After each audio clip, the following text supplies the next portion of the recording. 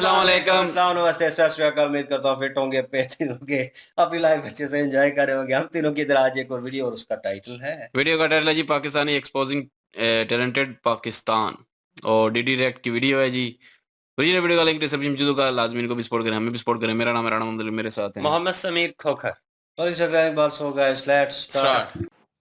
नमस्कार दोस्तों, DD red के एक और एक्शन वीडियो में आप सभी का स्वागत है। मैं हूं आलोक। तो भाई, आप लोगों ने अक्सर पाकिस्तानियों के मुंह से ये तो बहुत सुना होगा कि जज्बा बहुत है, पाकिस्तान के अंदर टैलेंट बहुत है, पाकिस्तानियों के अंदर तो टैलेंट कूट कूट कर भरा हुआ है कि वो भारतीयों के टैलेंट से कहीं ज्यादा टैलेंट पाकिस्तान के भीतर है। तो दोस्तों, आज मेरे पास एक वीडियो पहुंचा है और ये एक पाकिस्तानी भाई साहब हैं। ये किसी दूसरे देश में गए थे, बार्सिलोना गए थे, स्पेन में है ना बार्सिलोना, तो वहां गए थे और वहां पर कोई टेक्नोलॉजी का समिट था, कॉन्फ्रेंस था, वहां पर गए थे और वहां पर इनको वो कूट कूट कर जो पाकिस्तानी टैलेंट भरा हुआ है वो वहां पर उन्होंने उसको ढूंढने की बड़ी कोशिश की उन्होंने, लेकिन वो कामयाब नहीं हो पाए। तो पूरी अपनी वो कहानी बता रहे हैं और पाकिस्तानी ही पाकिस्तानियों के टैलेंट और जज्बे को एक्सपोज कर रहा है। चलिए आपको मैं दिखाता हूं। अस्सलाम वालेकुम भाई लोगों, क्या हाल है आपके? खैरियत से हैं? मैं ज़रा इधर बार्सिलोना आया हुआ था एक कॉन्फ्रेंस में MWC की। तो यहाँ पर पूरी दुनिया की टेक्नोलॉजी और टेक्नोलॉजीज जो होते हैं अपनी प्रोडक्ट्स लेके आते हैं और शो करते हैं कि जी हमारे कंट्री के पास हमने ये बनाया है, हमारे पास ये टेक्नोलॉजी है, हमारे पास ये है। तो ये MWC जो कॉन्फ्रेंस होती है, ये बहुत बड़ा प्लेटफॉर्म है और अभी शायद बार्सिलोना में ही थी। हाँ, इसी साल बार्सिलोना में ही थी, 2024 वाली जो थी। और इसमें दुनिया भर के जो मोबाइल ऑपरेटर्स हैं, AI वाले बंदे हैं, जो यार नई टेक्नोलॉजी को इन्वेंट करते हैं, सॉफ्टवेयर बनाते हैं, वो यहां पर आते हैं। दुनिया भर के देश के लोग आते हैं यहाँ पे, दुनिया भर की कंपनीज आती हैं। आप समझ रहे हैं, ये बहुत बड़ा प्लेटफॉर्म है ये बताने का कि हम टेक्नोलॉजी में कहां आगे जा रहे हैं और कौन सा देश टेक्नोलॉजी की फील्ड में क्या कर रहा है। तो almost every country, every big brands, every big company जो है ना वो इधर प्रेजेंट करते हैं अपने। लेकिन निहायत ही अफसोस के साथ ये कहना पड़ता है कि वहाँ India, Bangladesh, African countries, Europe और अमेरिका और उन कंट्रीज को तो आप छोड़ दें, ये जो कंट्रीज हैं ये कोई सॉफ्टवेयर डेवलपमेंट की, आर्टिफिशियल इंटेलिजेंस की, AI से रिलेटेड और दुनिया भर की टेक्नोलॉजी और प्रोडक्ट लेके आए हैं। लेकिन दूर दूर तक यहाँ पाकिस्तान का नामो निशान नहीं था, दूर दूर तक नहीं। कि पाकिस्तान के पास बेचने को है क्या? चावल, दाल, चमड़ा तेल, शहद, इसके अलावा ये क्या बेच सकते हैं? यार आप यकीन करें, दुनिया इतने आगे जा चुकी है। अच्छा, ये चीज जो पाकिस्तान बेचता है, आप समझिए ये नेचुरल तरीके से मिली हुई है, ये इन्वेंशन नहीं है। चावल जो है वो इन्वेंशन नहीं है, तेल इन्वेंशन नहीं है, चमड़ा इन्वेंशन नहीं है। आप बात समझ रहे हैं? ये नेचुरल चीजें हैं जो पहले से बनी बनाई मौजूद हैं, बस आपने उसको रीयूज करना है। ये इन्वेंशन नहीं है कि इन्वेंशन ये होती है कि आपने कंप्यूटर बनाया, इन्वेंशन ये होती है कि आपने चिप बनाया, इन्वेंशन ये होती है कि आपने LED बल्ब बनाया, AI से चलने वाले रोबोट्स बनाए, AI से चलने वाली कार बनाई, सोलर पैनल्स बनाई। ये इन्वेंशन होती है, इनोवेशन होती है। ये जो बेचते हैं ये, इसमें ना इनोवेशन है ना इन्वेंशन है, ये नेचुरल चीज है। हाँ, इन्वेंशन ये होती है कि चावल में आपने कोई एक ऐसा नया बीज पैदा कर दिया होता जो पर एकड़ बढ़ा देता आपकी खेती को जबरदस्त तरीके से, वो इन्वेंशन होती। तो बायोटेक्नोलॉजी में इन्वेंशन होती। इतने आगे जा चुकी है कि हम, आप यकीन करें, हम उसके मतलब 100 क्या 200 साल पीछे जा चुके हैं और हम मुसलसल अब पीछे ही जा रहे हैं। मतलब दुनिया का डायरेक्शन आगे की तरफ है, हमारा डायरेक्शन पीछे की तरफ है। तो ये जो हमारी एक बहुत बड़ी बदनसीबी कह सकते हैं आप, ये हमारी बदकिस्मती कह सकते हैं, जिसकी वजह से आज हम लोग यहाँ पर खड़े हुए हैं। और जिस तरीके से लोग यहाँ पर अपनी प्रोडक्ट्स को, अपनी टेक्नोलॉजी को, अपनी चीज़ों को प्रमोट कर रहे हैं, तो इंतहाई दुख के साथ कहना पड़ता है कि जी हम कहाँ हैं, हमारा नामो निशान नहीं है इस दुनिया में। आप ये समझ लें कि वी आर कंप्लीटली वैनिश। हमारी एग्जिस्टेंस ही टेक्नोलॉजी की दुनिया में या एजुकेशन की दुनिया में खत्म हो चुकी है। क्योंकि वजह क्या है?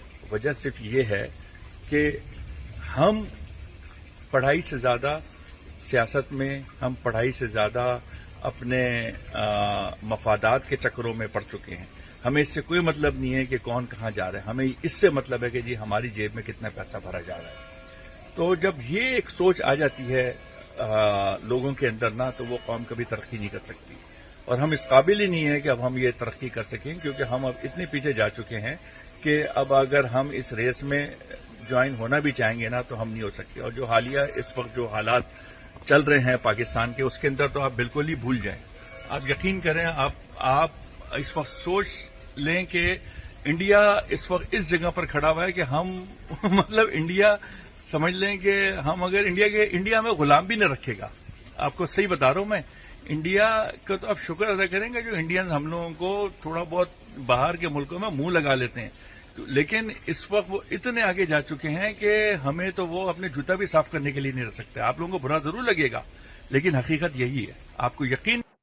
और जब मैं ये बात कहता हूं ना, तो बड़े पाकिस्तानियों को मिर्ची लगने लगती है। देखिए, खुद एक पाकिस्तानी ये बात कह रहा है।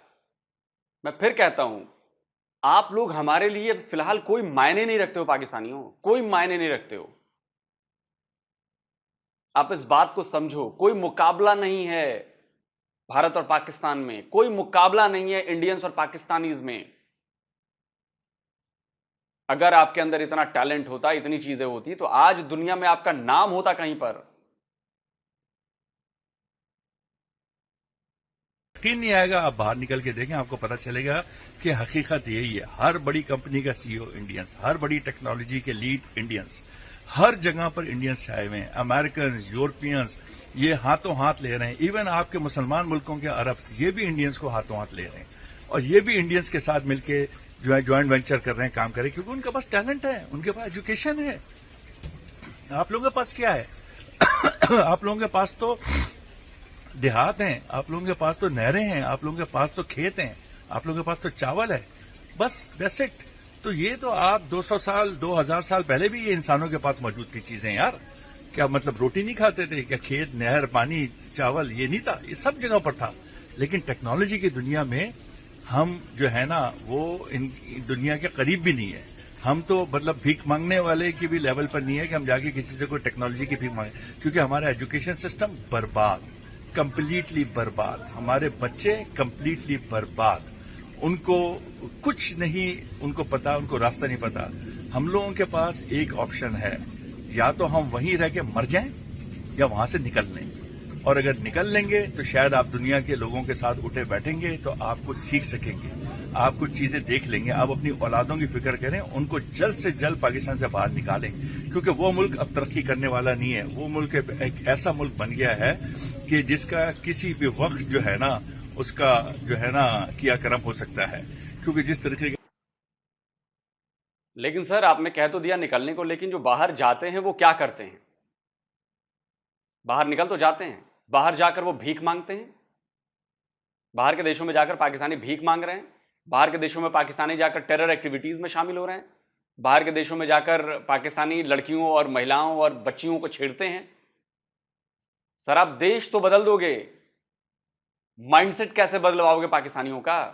सारे पाकिस्तानियों को नहीं कराऊं मैं, लेकिन मैक्सिमम पाकिस्तानियों का माइंडसेट कैसे चेंज कराओगे आप? वो माइंडसेट जो अश्लील है, वो माइंडसेट जो क्रिमिनल है, कैसे बदलोगे आप इसे?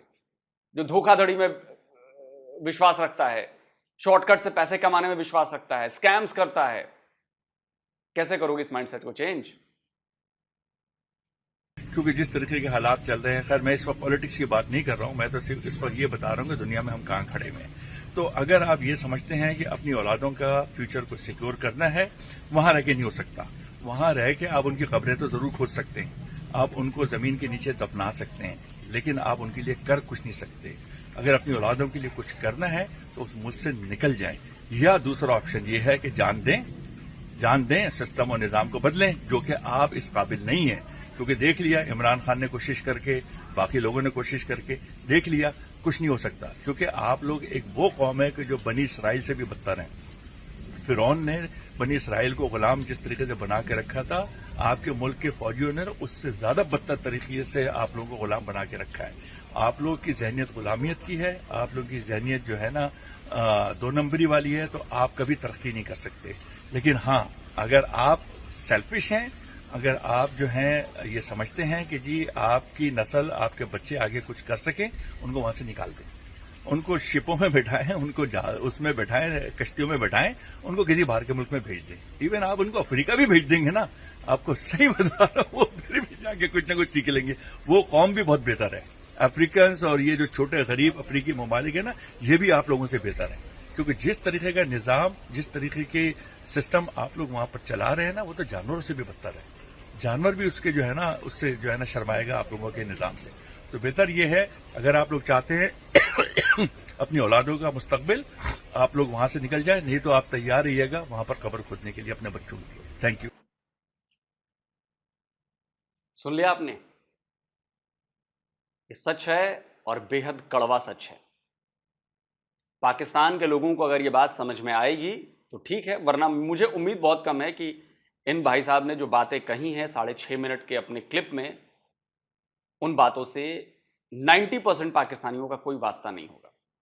वो समझेंगे ही नहीं, उनको आइडिया ही ना लगेगा कि ये भाई साहब क्या बात कर रहे हैं। ये पाकिस्तानी होके पाकिस्तानियों के बारे में और पाकिस्तान के बारे में क्या बात कर रहे हैं। ये पढ़े लिखे पाकिस्तानी हैं, इनको फ्यूचर नजर आ रहा है कि क्या होगा। जो हाल फिलहाल सूरत है पाकिस्तान की और जिस तरह का माइंडसेट है पाकिस्तान का, जिस तरह का नफरती माइंडसेट है पाकिस्तान का, क्या होगा। आप सोचिए, मैं खबर अभी देख रहा था, पाकिस्तान में एक मौलाना ने एक बच्चे का रेप किया मदरसे में, और सारे मौलाना उलेमा उसके साथ आ गए।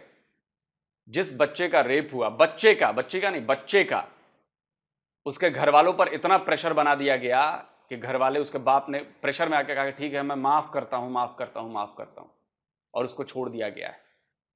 आप समझिए कि आप किस सोसाइटी में रहते हैं, इससे आपको अंदाजा होगा। जहां पर एक चाइल्ड रेपिस्ट को फूलमाला की हार पहनाकर वापस लाया जाता है जेल से। जिस बच्चे के साथ उसने किया, उसके बाप पर इतना डर खौफ पैदा कर दिया जाता है कि उसको कहता है कि ठीक है माफी दे देते हैं, माफ। जो पाकिस्तानी मेरा ये वीडियो देख रहे हैं, क्या आपके बच्चे के साथ अगर ऐसा होता तो क्या आप उसे माफ कर देंगे क्या?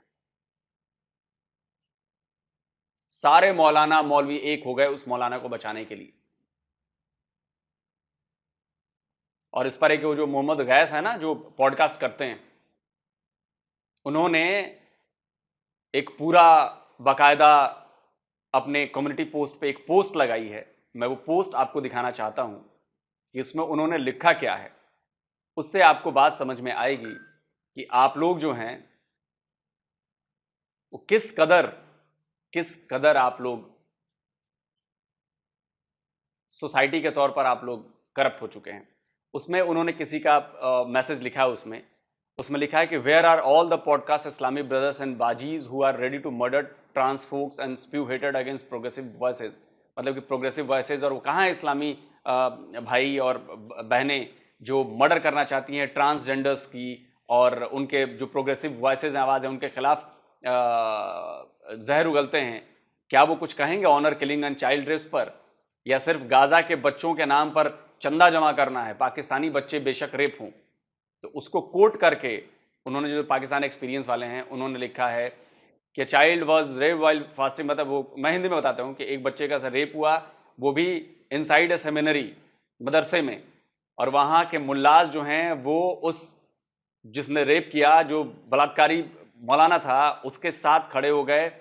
पूरा देश उसके साथ खड़ा है, मुल्लाओं के साथ, और किसी को इस बात की चिंता नहीं है कि पाकिस्तान के उस बेचारे बच्चे के साथ क्या हुआ। अब मुल्ला जो है वो प्रेशराइज करके उन्होंने फॉरगिव करा दिया, मतलब माफ़ी दिलवा दी मौलाना को। ये वही देश है जहाँ पर एक वुमन को, मतलब महिला को मॉब लिंच कर दिया गया था करीब, जो उसने कुछ रैंडम अरेबिक वर्ड वाले कपड़े पहने हुए थे, अपने ड्रेस पर पहने हुए थे। किसी का सेंटिमेंट इस समय हर्ट नहीं हुआ जब बच्चे के साथ एक मदरसे के भीतर, रिलीजियस सेमिनरी के भीतर एक मौलाना के जरिए ऐसा कुकर्म किया गया। और बड़ा इंटरेस्टिंग है कि कैसे लोग इस्लाम का इस्तेमाल अपने फायदे के लिए कर रहे हैं, सोशल मीडिया पर कर रहे हैं, और ऑलवेज वो चुप हो जाते हैं जब बच्चों के साथ ऐसी घटनाएं होती हैं जो कि मौलानाओं के द्वारा, मौलवियों के द्वारा किया जाता है, और लोग उसको बचाने पर आमादा हो जाते हैं, और लिबरल्स जो इसके पर आवाज उठाते हैं उन पर अटैक करते हैं। बाद में लिखते हैं कि अगर पाकिस्तान पर अजाब आएगा तो इसलिए नहीं आएगा कि औरतें जीन्स पहनती हैं, इसलिए आएगा कि हमारे बच्चों के साथ सैकड़ों की तादाद में रोज ज्यादती की जाती है और पूरी आवाम खामोश बैठी रहती है क्योंकि उसे ज्यादती करने वाले से डर लगता है। यह है आपका सोशल फैब्रिक, जिसकी बात मैं अक्सर कहता हूं। आप लोग मुझे कहते हो कि आप पाकिस्तान के खिलाफ भला बुरा बोलते हो। ये एक पाकिस्तानी पॉडकास्टर हैं, इनके एक आध पॉडकास्ट पे भी मैंने रिएक्शन दिया हुआ है, आप जाकर सर्च कर लेंगे द पाकिस्तान एक्सपीरियंस। कई बातों से मैं उनके सहमत नहीं हूं, लेकिन इस बात से मैं सहमत हूं जो ये बातें इन्होंने लिखी हैं। है किसी पाकिस्तानी के पास इसका जवाब? और क्या इससे आपका इस्लाम बदनाम नहीं हो रहा? लेकिन कोई आवाज नहीं उठाएगा। बताइए, एक रेपिस्ट मौलवी को बचा लिया गया उसके साथी मौलानाओं, उलेमाओं और मौलवियों के द्वारा, और आप लोग चुप बैठे हैं। घिन आती है ऐसे समाज पर पाकिस्तान के।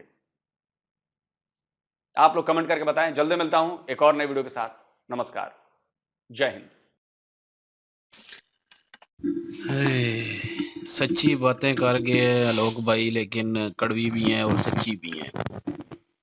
और इस चीज का कोई जवाब नहीं, क्योंकि मैंने न्यूज भी नहीं देखी, यकीन करें।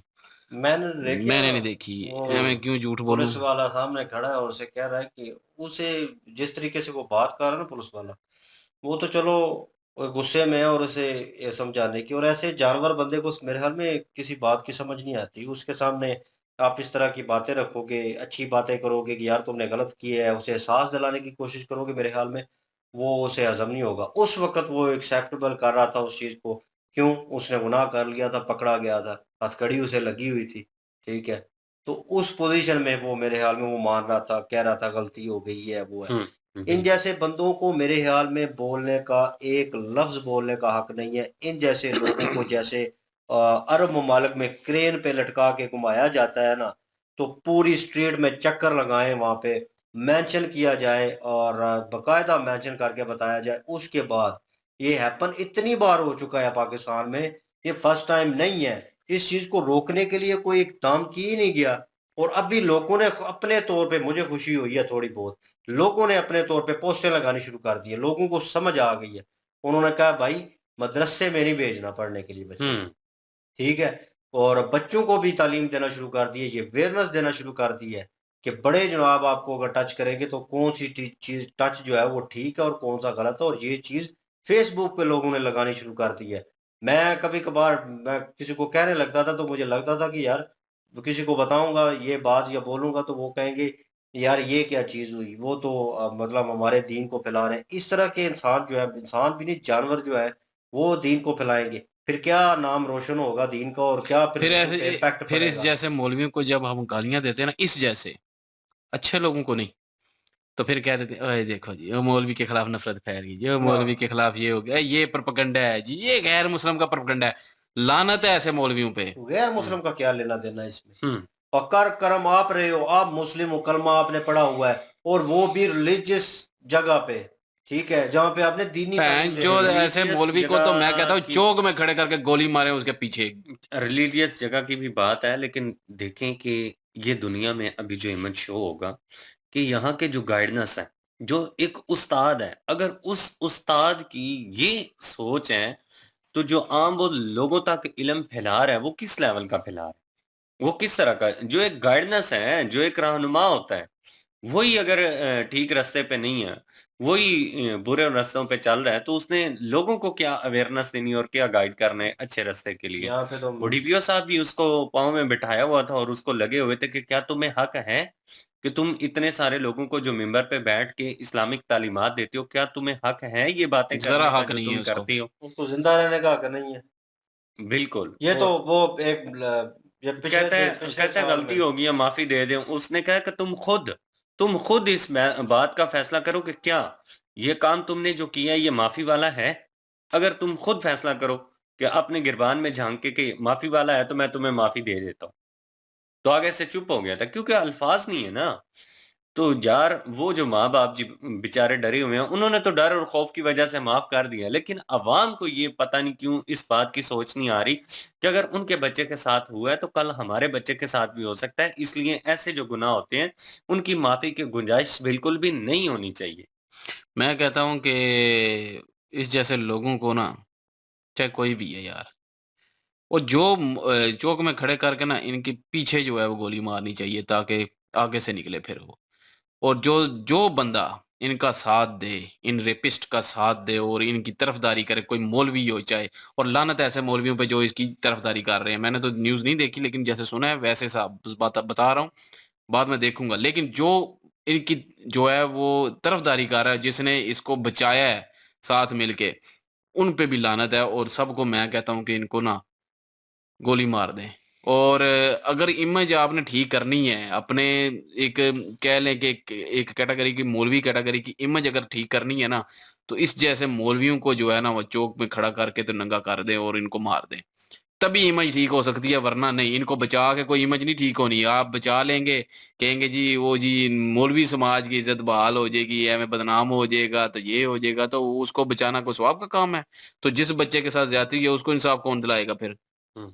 तो यहाँ पे कोई माफ़ कर दिया है तो बस ठीक है, वो माफ़ हो गया है और दबाव डाल के। जिस मुल्क में इस तरह की चीजें हो रही हैं और उस मुल्क में तवक्को की जा सकती है कि वो मुल्क इंटरनेशनल प्लेटफॉर्म पे टेक्नोलॉजी के लिहाज से कोई अपना इमेज शो करेगा और वहां पे कोई प्रोडक्ट शो करेगा कि हम पाकिस्तान में ये बनाती हैं, ये किया वो ना क्या शो, किस तरह मुमकिन है? ये शोकेस पेश कर रहे हाँ। हैं ना पाकिस्तानी अवाम जो है, और उनके मुल्ला जो हैं जो तबलीग करते हैं और इस तरह के करते हैं। मैं ये नहीं कह रहा कि खाली मुल्ला ही खराब है। मुल्ला नाकल बे मुल्ला से हटकर लोग जो कॉमन मैन है जो यार दीनी तालीम दे रहे हैं वो वो भी भी हैं। बहुत काफ़ी ज्यादा मुल्ला है। ठीक भी हैं, ठीक काफ़ी भी है, नो मौलवी डाउट। ठीक हैं यार। लेकिन ये है कि यहाँ पे वो रीजन क्या दिया जाता बस है सिंध में। नेचर ही कुछ बड़ी अजीबोगरीब सी है कि यहाँ के चले मौलवी तो एक साइड पे हैं, वो तो है ही इस तरह के, हाँ, उनकी तो बात कीजिए। लेकिन यहाँ के जो टीचर हैं स्कूल कॉलेज यूनिवर्सिटियों की अगर बात कीजिए तो उसमें आए रोज सुनने को मिलता है जी कि इतने क्लिप वायरल हो गए हैं, वहां के बच्चियों को हरासा किया जा रहा है, हॉस्टलों में जो चीजें की जा रही हैं, तो बड़ा अजीबोगरीब सा। मैं पिछले दिनों में एक क्लिप देख रहा था। यूनिवर्सिटियों में होता है ये ज़्यादा पाकिस्तान की। और लेकिन ये है ना कि ये निज़ाम ठीक करने वाला ना तरीक़ेकार गलत है, हाँ। पाकिस्तान की तालीम का तरीक़ेकार गलत है। इसलिए तो यूनिवर्सिटी के जो वो साज़ हैं वो इस चीज़ का फ़ायदा उठाते हैं। वो प्रोफेसर साहब जो थे बिल्कुल बुजुर्ग इंसान थे और सफेद दाढ़ी थी उनकी, बिल्कुल बाबा जी थे। लेकिन ये है कि जब वो इंटरव्यू मीडिया वाला ले रहा था और उन बच्चियों से पूछा जा रहा था तो पता नहीं कितने सालों से उनको वो हरासा किया जा रहा था। और जब वो डीपली वे में पूछा गया तो वो तो बड़े सालों से कितनी बच्चियों की लाइफ को खराब कर चुका था कि चलें जी उनको अच्छी पोजीशन देने की लालच में। यही तो तो इस मसला तरह है की ना चीजें। कि यही तो निज़ाम है ना जो उनके हाथ में दिया हुआ है तालीम का, हाँ। ये उनके हाथ में नहीं होना चाहिए था। उनके हाथ में ना हो तो ना वो ऐसा कर सके, ना उनको जो है वो ये कर सके। लेकिन गलती उनकी भी है जो कि घर में आके बताते नहीं है फिर कि ऐसे हो रहा है हमारे साथ। और इसीलिए जो है वो लोग यहाँ पे पाकिस्तान में यूनिवर्सिटी में नहीं भेजते। ये नैरो माइंड नहीं होता बंदा, क्योंकि पाकिस्तान के एक तो निज़ाम का पता है कि यहाँ पे ना तो कोई इंसाफ मिलना है किसी को, और यूनिवर्सिटी में जाके ऐसा ही होना है, कोई ना कोई ब्लैकमेल ज़रूर करता है यहाँ पे यूनिवर्सिटी में। तो बेहतर है ना पढ़ाओ इससे।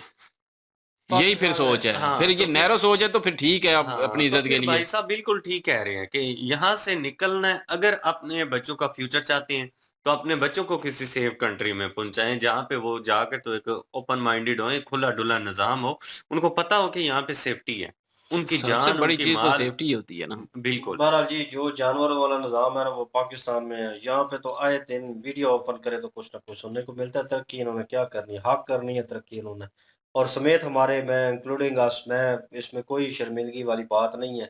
मैं कहूँगा इस चीज़ को सरेआम कि हम भी कुछ नहीं कर रहे, हम भी हाथ पे हाथ रख के बैठे हुए हैं, और हमारा भी किरदार जो है माशरे में बहुत बड़ा होना चाहिए। कम अज़ कम हम आवाज़ तो उठा सकते हैं ना, उस बारे में बात तो कर सकते हैं ना। तो कम से कम हम वो करते नहीं है, और हम जहाँ पे बात कोई कर रहा होता है तो हम उसको सपोर्ट भी नहीं करते। ये भी ये एक चीज़ है।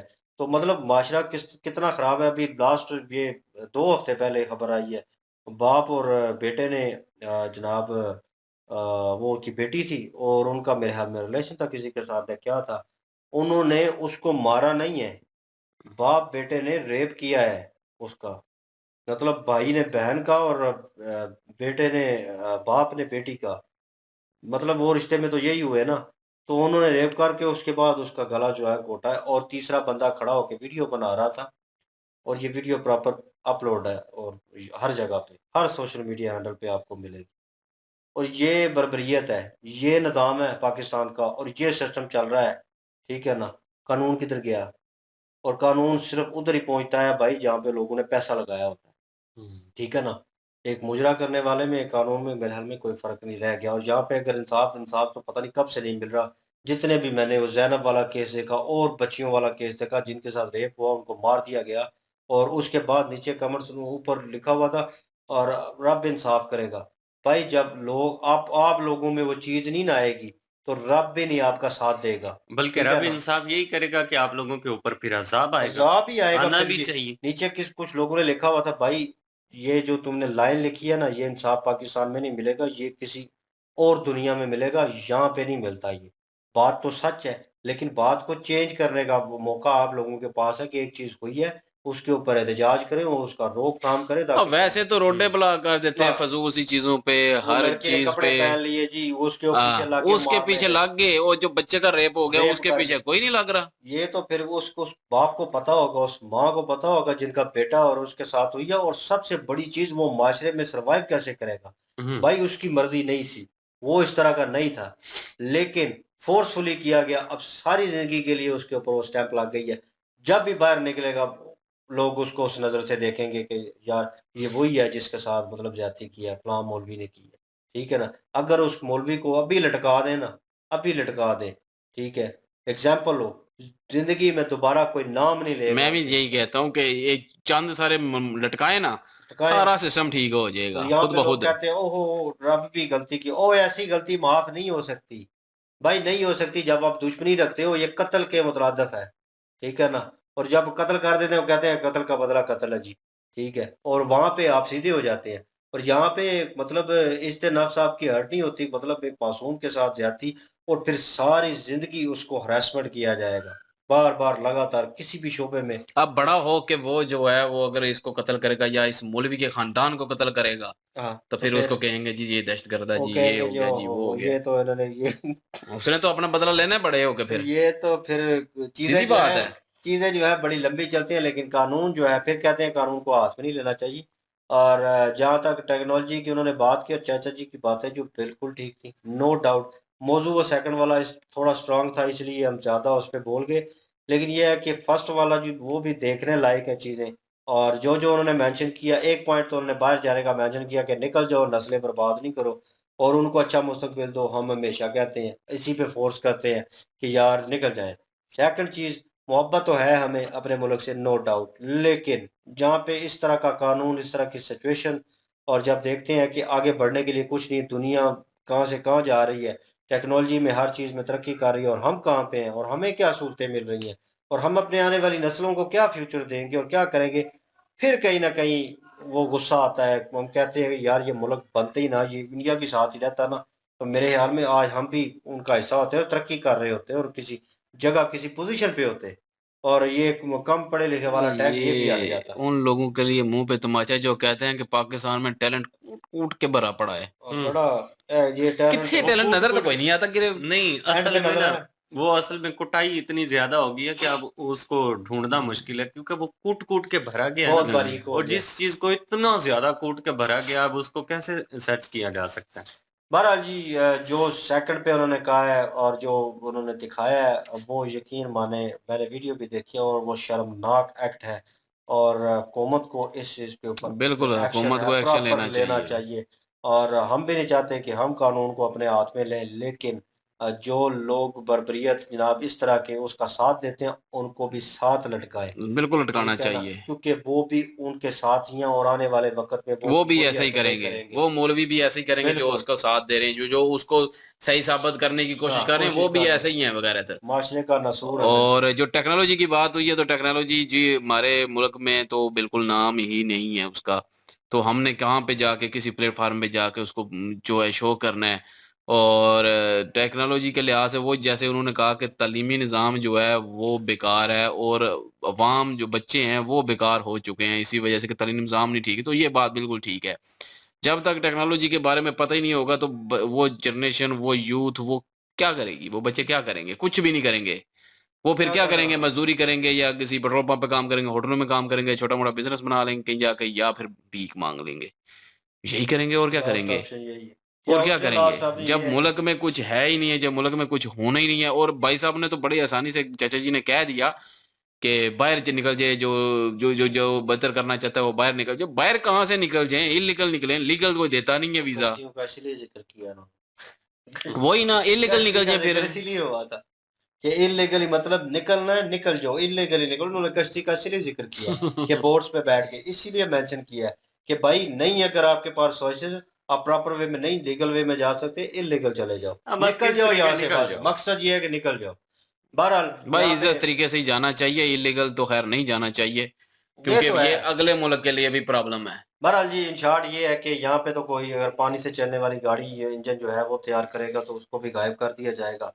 और अगर कोई बिजली पैदा करने के लिए एक अलग सोर्सेज जो है पैदा करता है, कैसे भी बिजली पैदा की जा सकती है, तो मेरे ख्याल में वो दुनिया भी पैदा नहीं ये होता। है कि छोटे लेवल पे डाल दिया अवाम जाता में है जो है बिजली वो पे। कुछ ये अवाम है। में जो है वो टैलेंट है, लेकिन वो टैलेंट आगे शो करने के लिए कोई प्रॉपर प्लेटफॉर्म नहीं है पाकिस्तान में मौजूद। वो पाकिस्तानी लड़की वो थी। पिछले दिनों में एक बंदा जो था, पता है, इधर मियां वाली का पता नहीं कहाँ का, जिसने वो हेलीकॉप्टर बनाया था पानी के ऊपर। तो उसका हेलीकॉप्टर को ठुड्डे मार के तोड़ दिया था और साथ उसको भी फैंटी लगाई थी। सुना, ये मतलब ये होगा वो जिसने ग्लासेस तैयार किए हैं, मतलब आपको सोने नहीं देती ऑन ड्राइव, मेरा ख्याल में वही थी ना हाँ, लड़की ने जो तैयार हाँ, की वो थी। बच्ची है। वो बाद में नासा वालों ने उनको अप्रोच किया और उनको बुलाया मेरे ख्याल में। हाँ, तो मीन्स के अब उनका एक चक्कर लग गया है। उसके बाद यकीन माने अब भी जाके देख लें, कोई हालात नहीं होंगे, कोई इस बच्ची को प्लेटफॉर्म नहीं मिला होगा, कोई मतलब आने वाले वक्त के लिए कोई ऐसा प्लान गवर्नमेंट ने इम्प्लीमेंट नहीं किया होगा उस बच्ची के लिए, कुछ भी नहीं होगा। ठीक है, दो चार मीडिया वाले गए होंगे, इंटरव्यू किया होगा, दैट्स इट। वो भी जो चक्कर लगाया होगा वो भी पता नहीं गलती से गवर्नमेंट ने पैसे दे दिए होंगे या उन बेचारों ने खुद किए होंगे। ठीक है, और उस टेक्नोलॉजी को मतलब इन्वेंट करने वाली बच्ची है, उसका टैलेंट कितना है यार, वो आने वाले वक्त में कितना फायदा पहुंचा सकती है पाकिस्तान को, ये कोई नहीं वो सोचेगा। नासा वाले फायदा उठाएंगे ना अब वो इसका। उठाएंगे ना, तो पाकिस्तान को उठाना चाहिए, इनका तो टैलेंट है। पाकिस्तान में तो टैलेंट है, लेकिन पाकिस्तान प्लेटफॉर्म नहीं है। जिनमें टैलेंट है वो कहीं और चले जाते हैं, फिर उस मुल्क का नाम रोशन होता है। बहरहाल जी, एक लंबी बहस है ना खत्म होने वाली। जी और लेकिन ये बिल्कुल। है कि इनकी ओरिजिनल वीडियो की लिंक और महाभारत की लिंक डिस्क्रिप्शन में मौजूद होगी। अगर दिल करे तो प्लीज़ विजिट कर लीजिएगा और लाइक शेयर सब्सक्राइब कर दीजिएगा। इंशाल्लाह मिलते हैं नेक्स्ट वीडियो में। अपना ख्याल रखिएगा, दुआ में याद रखिएगा। तब तक के लिए अल्लाह अल्लाह हाफिज, हाफिज़। पीस।